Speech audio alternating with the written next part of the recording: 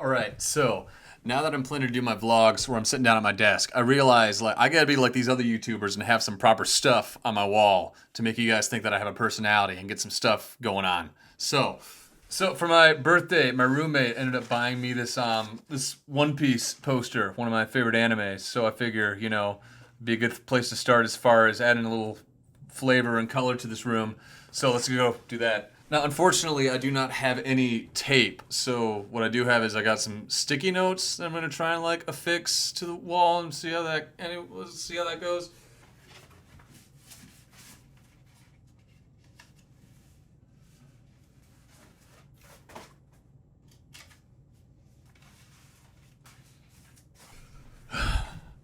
Okay, we're gonna work on that. Hey guys, welcome back to the channel where we are slowly and incrementally in the process of trying to make things better for the channel and produce better content. We'll work on that. So as I mentioned numerous times in this channel before, one of the things that I really get into is like self-improvement and self-help literature, whether that be online courses, books, and videos and stuff, and anything that helps me to have better knowledge and insights about how to live a better life, a more fulfilling life, and hopefully that's the kind of content that I'm trying to bring out to this channel as well. And obviously, as one can imagine, there's a lot of content out there that revolves around the idea of setting goals. Like really, you don't have to look too hard or search too hard on YouTube to find a whole plethora of information of people providing different techniques and strategies for setting goals, accomplishing goals, making goals measurable, making them accomplishable, whatever. Plenty of stuff like that out there. And that's all great and all. I mean, that's wonderful information. There's plenty of places to get that. But one of the things that I've always struggled with and thought about in regards to setting goals is thinking about the idea of why I'm setting the goals and pursuing the goals that I am in the first place. And this is what I wanted the focus of my video to be today. So late last year, I came across a YouTube channel that I found to be personally very helpful called The Fearless Man, which has a lot of that kind of literature. And I'll leave a link to their channel in the description below. And they also have some online courses that I ended up taking.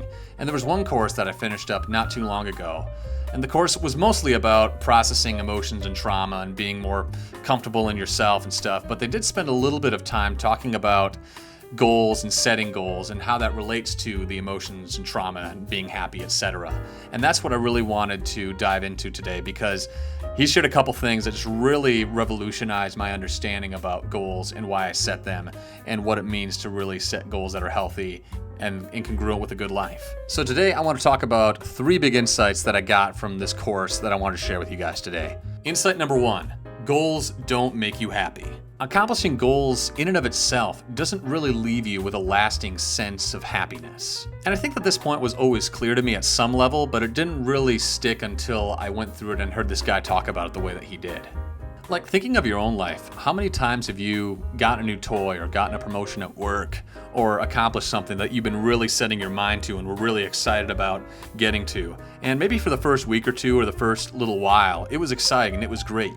You set a goal, you got there, awesome. But then as time goes on, you slowly start to settle back into a rhythm, and whatever was novel at one point has become your new normal. And ultimately, you kind of feel like the person that you've always felt like you were. And I've certainly had enough experiences in my life at this point to realize that if I was going to be happy, it wasn't going to be because of any great thing that I accomplished or any mountain I could climb or any amount of money that I could ever acquire. It had to be something deeper.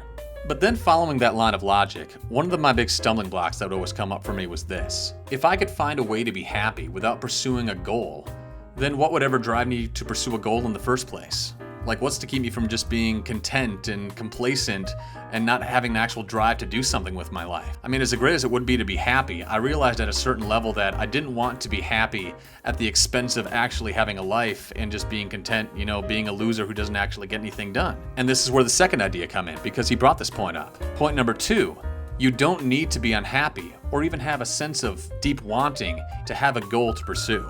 And this part right here was probably the biggest aha moment that I came across during the course. Because I realized that there have been times, like right now, where I've just been genuinely happy and at peace with things were in my life, independent of the circumstances. And even when I'm happy, when I'm in this state, I still want to do things. I still want to set goals, I still want to pursue things, I still want to accomplish things and do things that bring me joy. I mean, sure, there are days where maybe I've been working a lot and I'm wiped out and I just want to take a day off and relax and binge on like Cobra Kai or Squid Game or something. But if I continued along that path of binging long after my body was ready and to get back into the fight and recovered and stuff, then I wasn't happy anymore. I started to go from resting into lethargy, and obviously that's not where we wanted to be. So whether you're in a place where you're really wanting and needing something, or you're pretty content with your life, it is part of the human makeup to set goals, to have things that we're doing and then pursue them, whatever state of mind you're starting out from. And in fact, when I'm at my best, where I'm feeling the most happy and peaceful, I'm almost even more energized to actually go forward and pursue goals and pursue stuff that I'm really excited and care about. Which brings me to my final point. If you start pursuing goals from a place of happiness, you're going to pursue better goals than you would otherwise, and the goals you're pursuing are going to come to you all the more easily and smoothly. If you've got some emotional insecurities where you feel like you're not good enough for whatever reason, no amount of accomplishing or acquiring things is ever going to change that in your mind or your heart. But on the flip side, if you're already starting out from being in a good psychological mental space,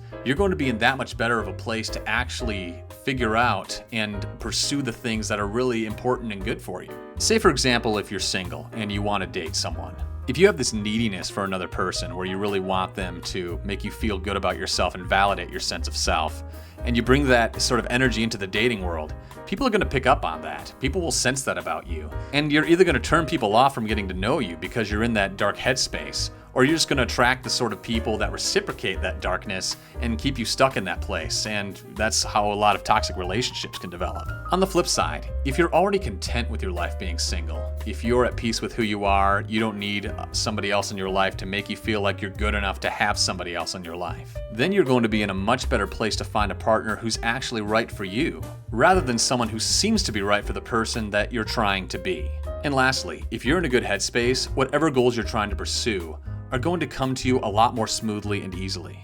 And I think this point here is pretty obvious. We all know that we're going to work harder and better on something if we're feeling energized and we're working on something that we actually want to do. So when you can find your rhythm and something to work on that you're actually engaged with, even if the work is difficult, things tend to go a lot better, you're thinking more clearly, and you're a lot less likely to get frustrated whenever you hit an inevitable obstacle along the way. So in conclusion, that about wraps up the insights that I gained from this course about setting goals. What really gave me a revelation about why I'm doing the sort of things that I'm doing, and how I can set up my heart and mind to pursue things from a place of fulfillment that will only make me feel more engaged and fulfilled, and ultimately, hopefully help me to lead the best life for myself and other people around me.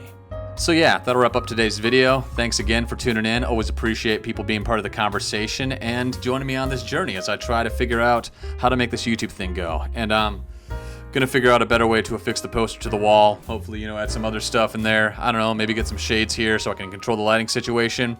It's a work in progress, man. We're always on the up and up, and I can't wait to see where things go from here. So, hope you have a fantastic day and week, and I will catch you on the flip side. Take care, and God bless.